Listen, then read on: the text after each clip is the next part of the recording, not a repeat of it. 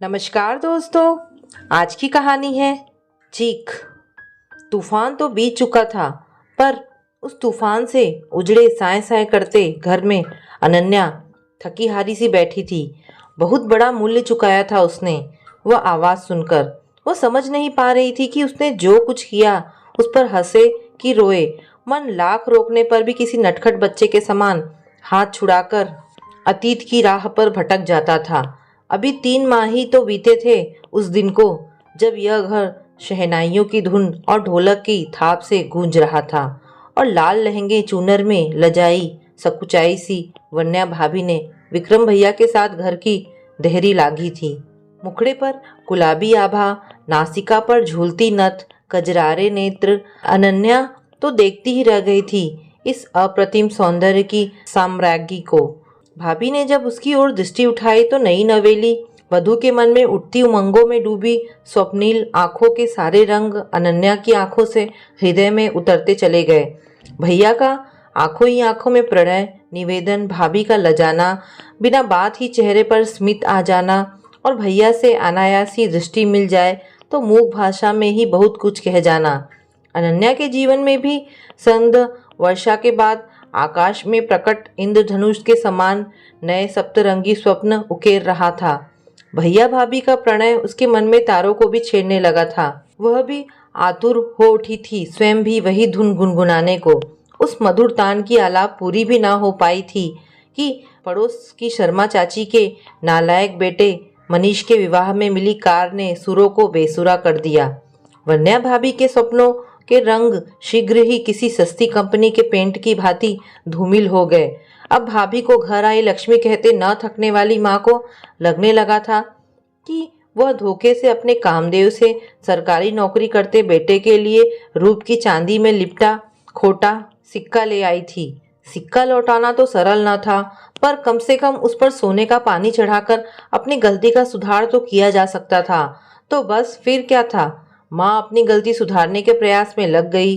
दिन रात भाभी को बातों बातों में व्यंग किए जाने लगे थे। जितनी बार शर्मा चाची ठसके से कार में निकलती, माँ और पिताजी को अपनी भूल की अनुभूति अधिक तीव्रता से होने लगती। शर्मा की बहू चढ़ाव में 4 सेट लाई है, क्या बताए, हम तो सिधाई में रह गए। मुंह खोल कर नहीं कहा, क्या पता था कि बूढ़ा इतना चालाक निकलेगा।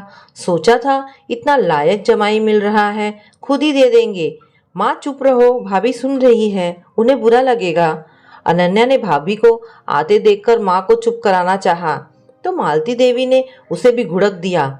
उसे क्या बुरा लगेगा, जैसा बाप वैसी ही बेटी भी चिकना घड़ा है। कोई पानी वाली होती तो अब तक अपने बाप से कुछ मांग लाती, पर इसके कानों में तो जूं भी नहीं रेंगती। वन्या जानती थी कि उसके पापा ने अपनी सामर्थ्य से अधिक किया था।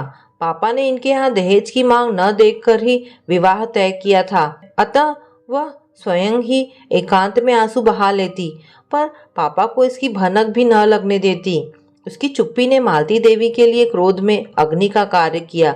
वह तो वन्या के माध्यम से उसके पिता तक अपनी शिकायत पहुंचाना चाहती थी, जिससे उनसे दहेज न मांगकर जो गलती हो गई थी उसकी कुछ तो भरपाई हो सके। पर वन्या थी कि उसकी आकांक्षाओं पर पानी फेरे दे रही थी। अब तो धन की इच्छा में भाभी के गुण भी अवगुण लगने लगे थे। आश्चर्य तो इस बात का था कि पता नहीं धन की लालसा ने जादू की कौन सी छड़ी घुमाई थी कि पिताजी तो पिताजी, भैया को भी कार भाभी से अधिक मूल्यवान लगने लगी थी, और उसको पाने की आकांक्षा में भाभी पर दिनों दिन बढ़ने वाले अत्याचार में वह भी सहयोग देने से नहीं चूके। उस दिन का प्रारंभ एक दर्दनाक चीख के साथ हुआ था। अनन्या चौंक कर उठी तो उसे यह चीख अपने ही घर से आती सुनाई दी। दूसरे ही क्षण उसे अनुभव हुआ कि यह वन्या की आवाज है।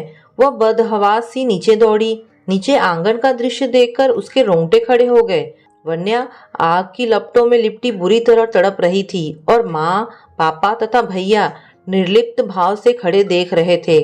अनन्या आग बुझाने को दौड़ पड़ी, पर इसके पूर्व कि वह वन्या के पास तक पहुंचती, पापा के 2 बलिष्ठ हाथों ने उसे रोक लिया। वह स्वयं को छुड़ाने का पूरा प्रयास करती रही, पर सफल न हो सकी, और वन्या भाभी की चीखें धीरे धीरे सदा के लिए शांत हो गई। सौंदर्य की प्रतिमा वन्या का झुलसा विभत्स रूप देखकर अनन्या बेसुध हो गई। पता नहीं वह कितनी देर बेसुध रही, पर जब सुध आई तो नीरव शांति थी, पर यह तूफान के पूर्व की शांति थी। बेटी की मौत की सूचना पाकर उसके पिता स्तब्ध थे, पर बेटी से सदा ससुराल की प्रशंसा ही सुनी थी, अतः वह कल्पना भी न कर पाए कि उसकी बेटी को मारा गया है। उन्हें वन्या के ससुराल वालों ने बताया कि खाना बनाते समय गलती से वन्या की साड़ी में आग लग गई और वह उसे ही सच समझकर अपना दुर्भाग्य मानकर रोते कलपते लौट गए। वन्या से इतनी सरलता से छुटकारा पाकर घर के सभी सदस्य अपनी सफलता पर फूले नहीं समा रहे थे। माँ कहती, पिछली बार रूप के चक्कर में हम धोखा खा गए, इस बार सोच समझकर बड़े घर की बहू लाएंगे।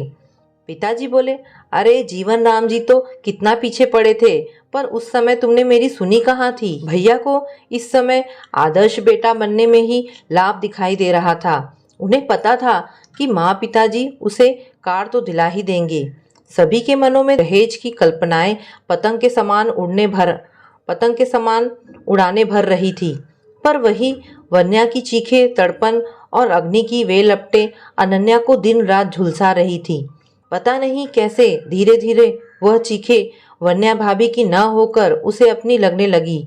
उसे न दिन में चैन था न रात में, मानो वन्या बार बार उसे न्याय मांग रही है। अनन्या व्यग्र होकर कह उठती, तुम क्यों नहीं समझ रही कि अपराधी मेरे अपने हैं। पर वह निरीह आंखें उसका पीछा ना छोड़ती। द्वंद्व से उलझी अनन्या ने एक दिन स्वयं को वन्या के पापा के घर पर खड़ा पाया। उसके एक सच ने पासा ही पलट दिया। माँ, पापा और भैया सलाखों के पीछे थे। आज अपने ही परिवार से कृतज्ञता करके वह उनसे आंख नहीं मिला पा रही थी, पर उसके झुलसते मन की तड़पन शांत हो गई थी, क्योंकि वह आवाज़ जो उसे दिन रात सुनाई पड़ती थी शांत हो गई थी। तो दोस्तों, कहानी यहाँ पर समाप्त होती है।